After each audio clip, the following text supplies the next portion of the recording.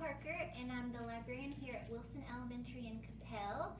And as a librarian, I realize the importance of our students being able to see themselves reflected in our literature collections that we have in our schools. And this book is so beautiful. There are so many different pieces that our learners can connect to. For example, in the beginning, she describes being born into this crazy world with such racial injustice. I'm born as the South explodes. Too many people, too many years enslaved, then emancipated, but not free. The people who look like me keep fighting and marching and getting killed so that today, February 12th, 1963, and every day from this moment on, brown children like me can grow up free, can grow up learning and voting and walking and riding wherever we want. And so that part, to me, it's a little sad because we're still struggling with these same issues, and our kids hear about it on the news. They hear about these things all the time.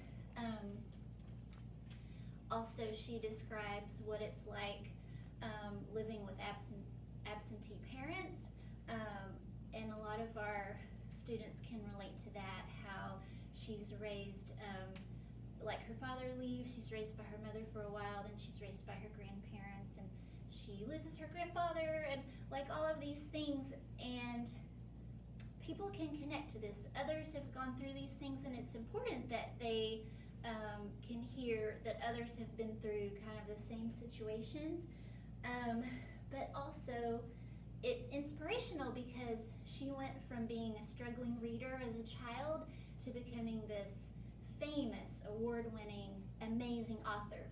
And it describes her life, how she describes her sister as being the smart one, and that she just never really felt that smart. And then there's a poem called Reading, which is one of my favorite ones, and she says, "I am not my sister. Words from the books curl around each other, make little sense until I read them again and again. The story settling into memory. Too slow, the teacher says, read faster. Too babyish, the teacher says, read older. But I don't want to read faster or older or any way else that might make the story disappear too quickly from where it's settling inside my brain, slowly becoming a part of me. A story I will remember long after I've read it for the second, third, 10th, 100th time." So that to me as an educator is so important, because our kids make reading decisions that sometimes we don't understand, but we need to honor and respect the things that our kids want to read.